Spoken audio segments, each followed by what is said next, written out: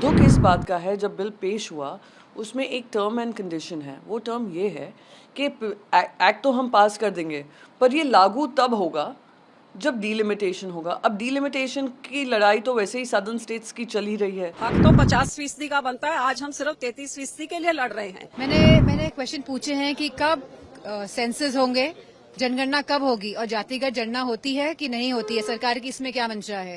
और मैंने ये भी कहा है कि डिलिमिटेशन प्रोसेस कब होगा, क्योंकि दोनों एक दूसरे से रिलेटेड है। तो बहुत सारी महिलाओं ने कल फोन किया। शुरू में वो बहुत खुश थी कि 2024 के चुनाव की वो तैयारी करने की बात कर रही थी, लेकिन जब पता चला कि ये तो अभी जनगणना होगा, उसके बाद फिर परिसीमन के बाद होगा, मतलब 2029 तक हो सकता है, तो उनमें काफी मायूसी आ गई। हर पार्टी, विपक्ष दल से हों या सत्ता पक्ष के हों, हम सब इस ऐतिहासिक दिन का इंतज़ार कर रहे थे। उम्मीद यही थी कि नरेंद्र मोदी जी ने जो 2014 में वादा किया था देश की महिलाओं के साथ, बीजेपी के मैनिफेस्टो में था कि जैसे ही सरकार बनाएंगे विमेंस रिजर्वेशन बिल पास करेंगे। 9.5 साल बाद आता है। इमीडिएटली कोई भी बिल जो कानून बनता है, एक्ट बनता है, वो इमीडिएटली इम्प्लीमेंट होता है। दुख इस बात का है जब बिल पेश हुआ उसमें एक टर्म एंड कंडीशन है। वो टर्म ये है कि एक्ट तो हम पास कर देंगे पर ये लागू तब होगा जब डिलिमिटेशन होगा। अब डिलिमिटेशन की लड़ाई तो वैसे ही सदर्न स्टेट्स की चल ही रही है, साथ ही साथ सेंसस के आंकड़ों पे होगा, नए सेंसस के आंकड़े पे। 2021 से सेंसस का डेटा हमारे पास नहीं है, लेटेस्ट डेटा 2021 में होना था, अब तक शुरुआत उसकी हुई नहीं है। तो यानी आपने महिलाओं को एक और जुमला दे दिया है कि आप, हाँ हमने दरवाजे खोल दिए, एक्ट बन गया है, पर आप दरवाजे के बाहर ही खड़े रहेंगे, हम एंट्री तो तब देंगे जब ये काम हो जाएंगे।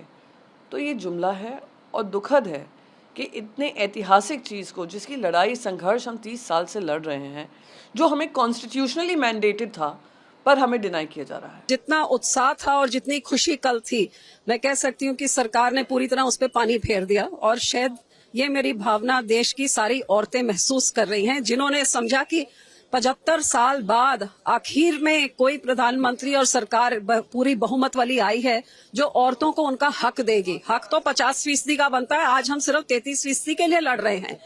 और खुशी को गमी में बदलने में कुछ ही समय का फासला हुआ, क्योंकि समझ आ गई कि ये सत्र बुला के इतने गुप्त तरीके से रातों रात पास करके बिना बिल सर्कुलेट किए क्यों ये किया गया, क्योंकि डेवल इन द डिटेल सामने आ गया कि जब पढ़ने को मिला तो पता लगा कि ये सेंसस के बाद, जिस सेंसस में आजादी के बाद हर 10 साल बाद होता है, 2021 में होना था, अभी तक 23 खत्म होने को आई, अभी तक सेंसस नहीं हुआ, ये भी नहीं पता आगे कब करेंगे। सेंसस के बाद डिलिमिटेशन होगी और डिलिमिटेशन के बाद ये रिजर्वेशन बिल लागू होगा, तो ये 5-6 साल तक तो कहीं पे लागू हो नहीं रहा है।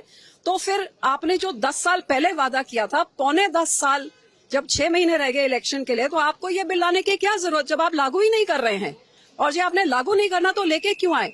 पर आपकी नीयत जो सही होती तो आप जे रातों रात आप नोटबंदी कर सकते हैं, चंद घंटों में आप देश को बंद करके लॉकडाउन कर सकते हैं, जोर जबर से जीएसटी को आप पुश कर सकते हैं, तो आप इसको आराम से कर सकते थे जी आपकी नीयत सही थी। नीयत सही नहीं है। जैसे 75 सालों थे और जब से ये पहली बारी रिजर्वेशन बिल की चर्चा हुई है, ये मेल डोमिनेटेड पार्लियामेंट ने औरतों के साथ धोखा किया और आज भी एक धोखा ही हुआ है। मैंने क्वेश्चन पूछे हैं कि कब सेंसस होंगे, जनगणना कब होगी और जातिगत जनगणना होती है कि नहीं होती है, सरकार की इसमें क्या मंशा है। और मैंने ये भी कहा है कि डिलिमिटेशन प्रोसेस कब होगा, क्योंकि दोनों एक दूसरे से रिलेटेड है एंड हमारा जो वुमेन रिजर्वेशन बिल है वो इन दोनों चीजों पर डिपेंडेंट है।